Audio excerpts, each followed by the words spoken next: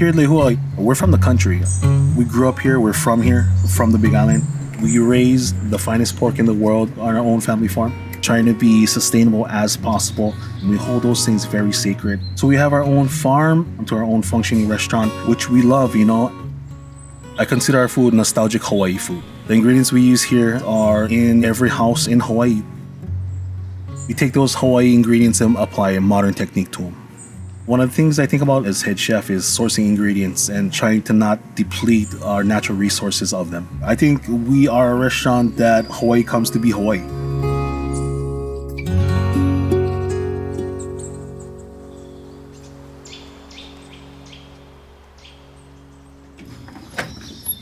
How's it? My name is Keoni Regidor, head chef here at Lehua Restaurant. Welcome to Hilo. Come inside, we got a busy day.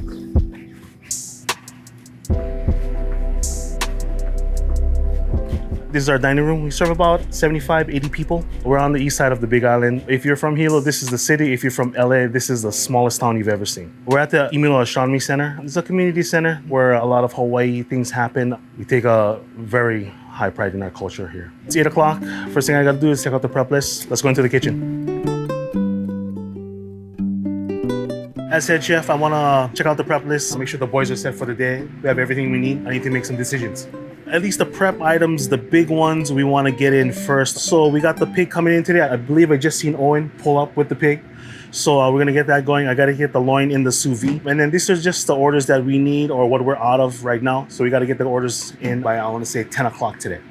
So we're doing the special for this evening. The pork loin, broccolini, carrot butter, chimichurri. Special changes every day, 7 days a week. Prep list looks good. Pork deliveries here. Let's go get it.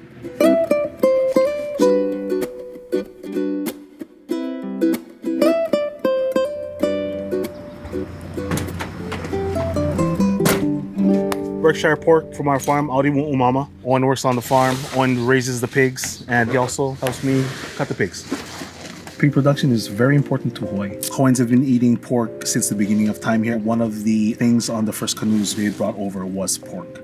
For us to have our own pork farm we are very fortunate. We kind of wanted in like a contest to have a business plan put in action. The business plan was to start a rotational grazing farm, put Berkshire pigs on it.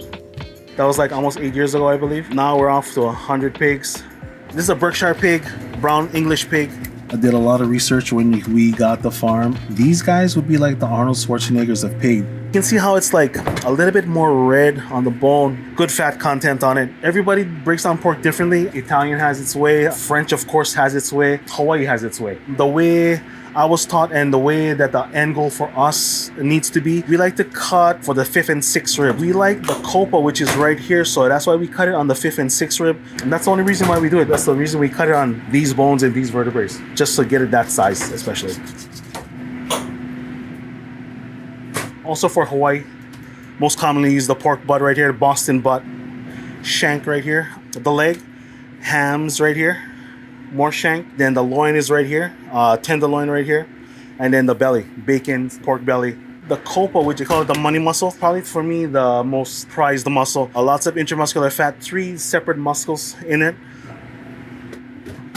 So this is pretty much the parts. We'll just start to part it out now, start to debone it, get it in brine right after that.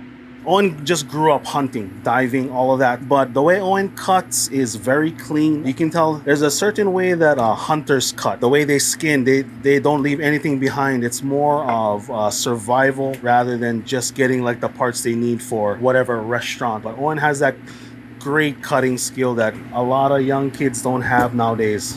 That's why we keep him around, man. The thing with having a pig every 2 weeks is it's hard to do consistent menu items with it.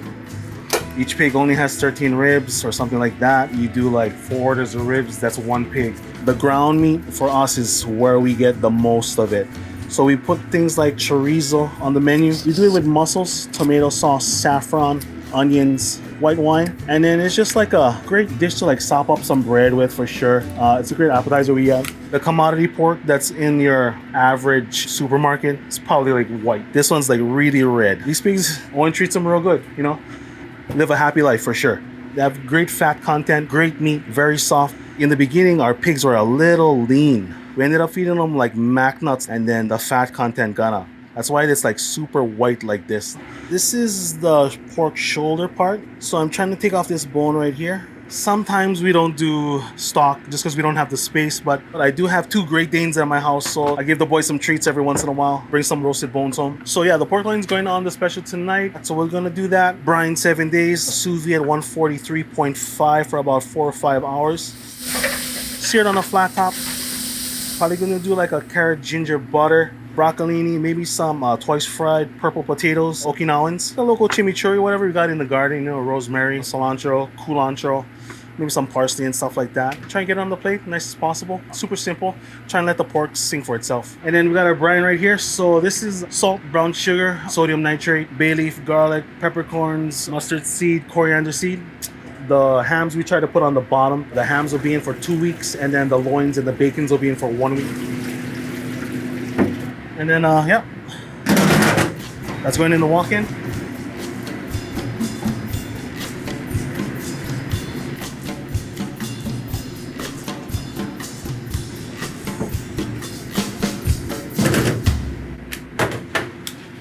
These have been brined for like 2 weeks. They just came out. These are the hams right here. So you can see like the, almost like the pink color that they're in them. Peppercorns, mustard seeds still on them. They carry all the salt now. So they got the salt, the sugar, the sodium nitrate. So that's what gives them like that pink color. So I got these loins, same batch as the hams and all of that. I'm gonna get these in the vacuum sealer and then get them in the sous vide. Get them ready for tonight's special. Start. Cool. Going outside to the smoker. The trigger on the professional barbecue circuit is frowned upon, but yeah, it's what we got here. It's what we use. I mean, it's what's available to us, but it's consistent for us. It's an electric pellet smoker. Just like any smoker, circulates. So up here will be a little bit hotter. That's why I put the hams up here, bigger pieces of meat. I put them up on the top. Bacons are on this side, skinnier pieces of meat. They won't cook at the same time, but I'll just keep on temping. That's why I got the thermometer right here. When the boys come in for service, they can kind of temp it. But that's locked in. It's ready to go, 5 or 6 hours. Well, it's 11 o'clock. We got some deliveries coming in. My wife's coming in with the produce. I got fish coming in. And then also it's an ice cream day because it's Tuesday. So let's get it going.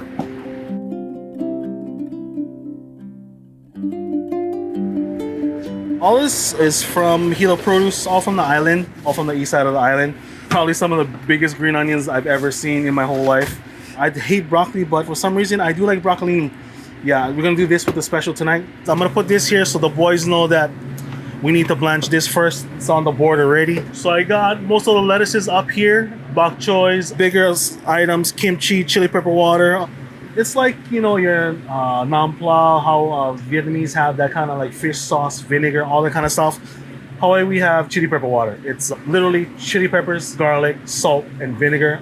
Every house in Hawaii that has a kimchi, this is ours. Make it into like a kimchi chimichurri, which is the sauce that we put on the ahi. I want to say the bestly organized, but it'll do for there. Produce is put away, ice cream is put away, so we're on to the fish next. Gotta go outside, clean it. Gonna meet Jason outside, grab the fish. I changed because it's time to clean some fish. Jake caught some yesterday, so he's gonna bring it in, gonna clean it, get it ready for the menu tonight. Morning, Keoni. Today's pick just came from our deep bottom ground, so this fish came out about 750 feet of water. Should be real tasty, fresh. These are ehu, some of Hawaii's best fish right here for sure. They're eating crustaceans. The meat, they're like very white, very flaky. I wouldn't want to serve fish from, you know, the continent or anywhere else. I mean, this is Hawaii. We want to taste our fish, and people come to Hawaii to taste the fish of Hawaii. I like to clean them outside every once in a while. Scales get everywhere. If it's in the garden, it'll help the greens grow a little bit. I'm gonna try and make it the easiest I can for the boys when they come in, so they don't need to do it. So I came in early today. And we keep it whole, fried or steamed, just as is. A little bit of chili pepper salt at the end. Other than that, that's it. Try to let the fish speak for itself. We do it with the watercress salad, fried kalo, tomatoes, onions, and then the banchan side of rice. This one's a kind of a showstopper for sure. Like once someone sees this one goes out, everyone's gonna try and order it. So we try to do, I'll say only a certain number a night. We don't want to purge the reefs at all. We want to see whatever everyone's catching, whatever everyone has on hand. We don't want anyone to catch 200 of them and next thing you know, we're out.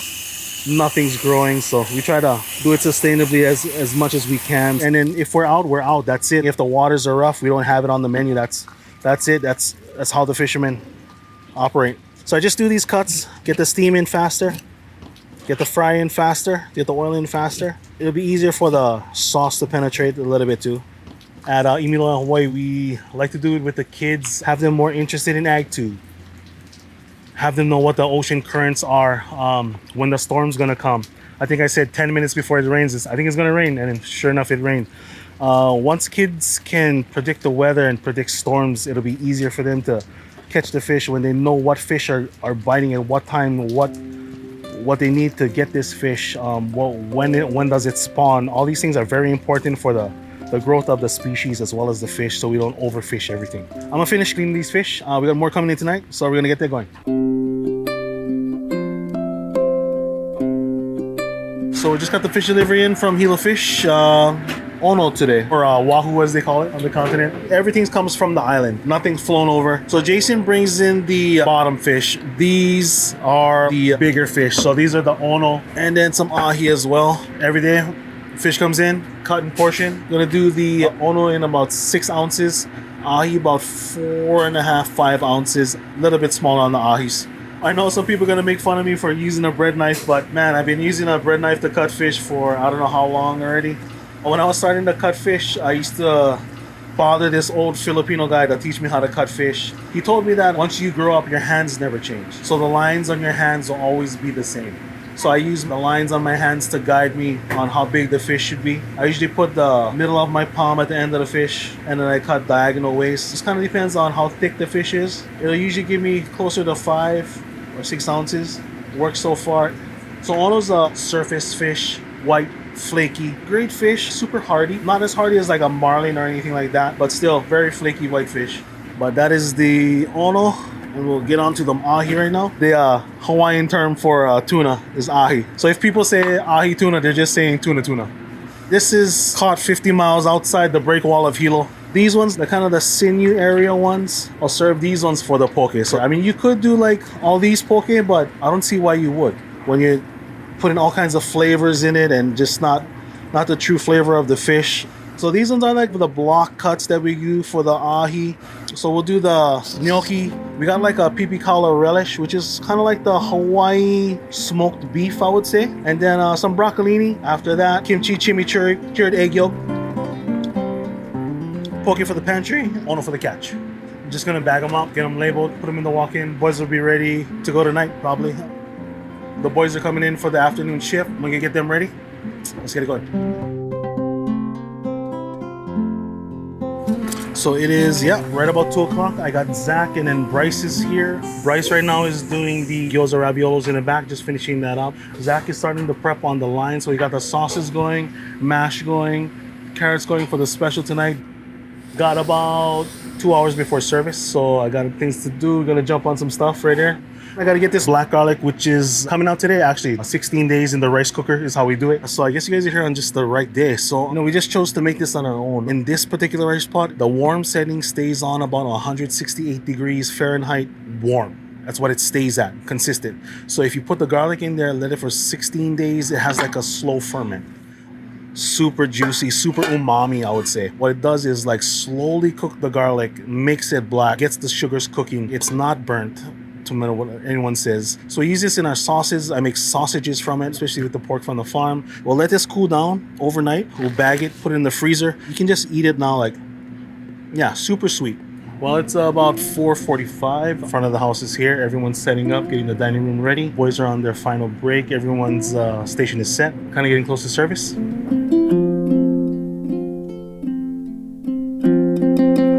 Pre-service is about to happen. Go over the special, what's available, what's not, what greens are we using for the salad, what's the catch tonight, what are we out of, the dessert special, what's the special for this evening, the usuals.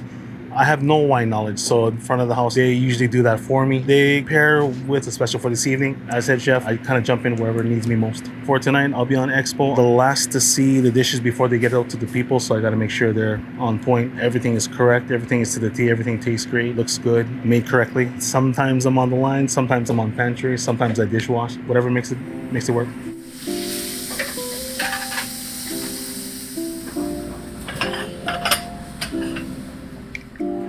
Yeah, it's about 5 minutes to service, so everyone's kind of putting the finishing touches on all of their stations. Just making sure they got everything ready, and we're good to go for service. Reservations should be here in about 5 minutes. It's 5 o'clock, it's about to get really busy. You guys gotta go. Mahalo.